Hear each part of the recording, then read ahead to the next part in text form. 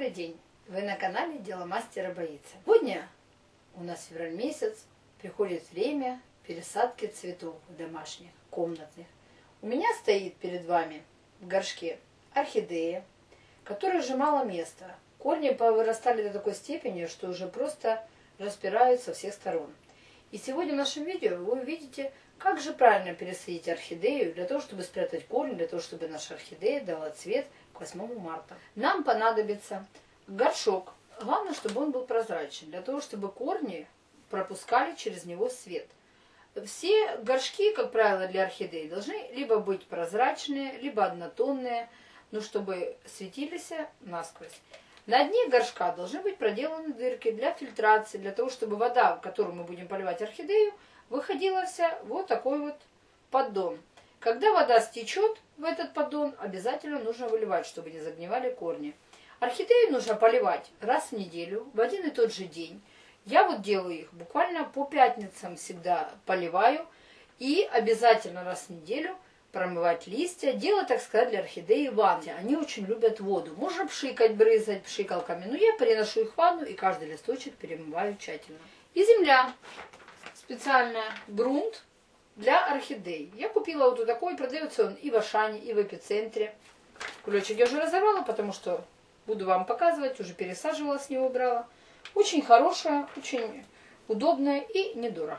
Для того, чтобы пересадить нашу орхидею, нам необходимо выкинуть старый грунт, потому что он уже прогнивший, уже он у меня больше 2 лет.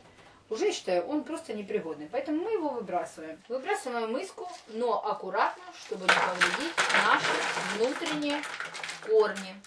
И от грунта обязательно корни от старого очищаем, чтобы не было гнили на корнях.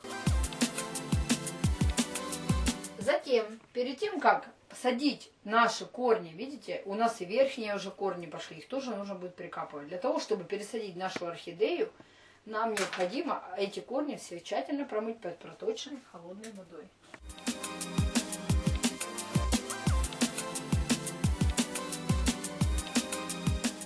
Вот эти все корни поверхностные мы загибаем к внутренним корням, чтобы они все легли в наш горшок. Вот так вот прижимая их.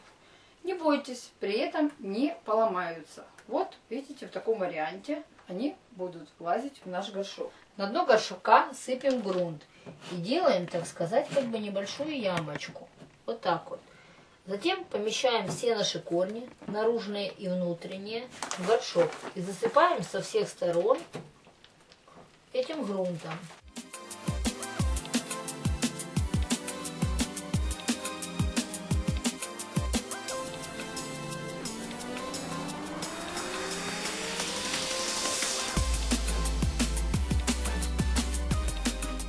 Листики обязательно вынимайте, чтобы листики не гнили.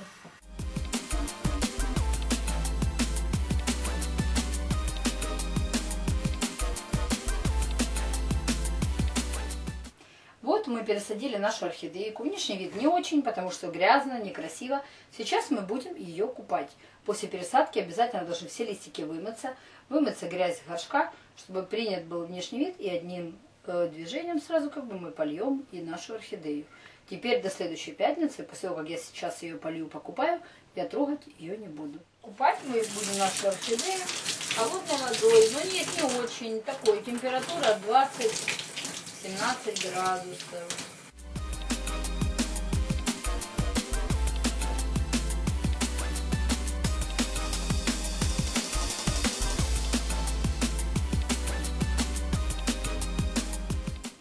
Мы помыли нашу орхидею, пересадили. Получилась вот такая вот красота. Поливать, как я уже говорила, мы ее будем в следующую пятницу. Пересаживали сегодня пятница.